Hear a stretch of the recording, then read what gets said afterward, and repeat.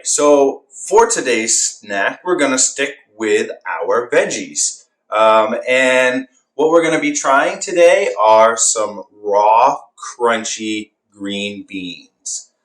But before we do that, I actually would like to read you a story about some green beans. And so we're going to read a story called One Bean. Here you go. One Bean by Anne Rockwell.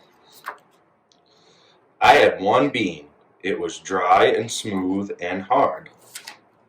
I put it on a wet paper towel, covered it with another wet paper towel, and soon its skin had turned all wrinkly. My bean had gotten fatter too. I think it had gotten too fat for its skin because the skin split. This meant it was time to plant my bean.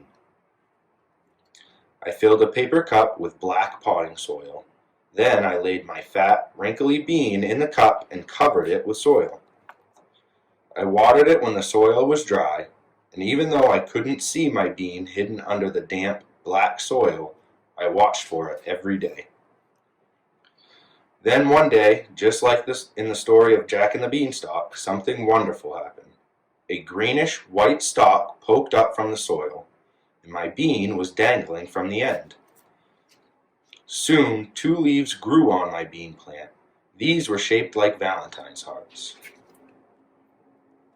More green heart-shaped leaves sprouted. My bean plant grew bigger and bigger. It needed a bigger place to live and grow.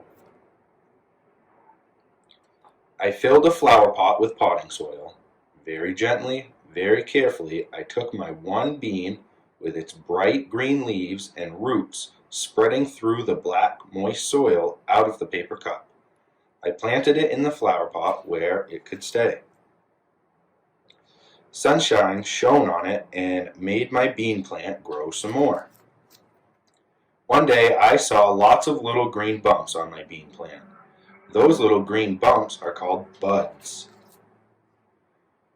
The buds burst open and lots of white flowers blossomed among the green leaves. When the white flowers fell off, tiny bean pods hung in their place, and before long there were lots of bean pods growing on my beautiful bean plant. Those tiny bean pods grew bigger. One day I picked one. I split it open and looked inside. And what do you think I saw? I saw some smooth and shiny beans shaped just like the one bean that had started it all.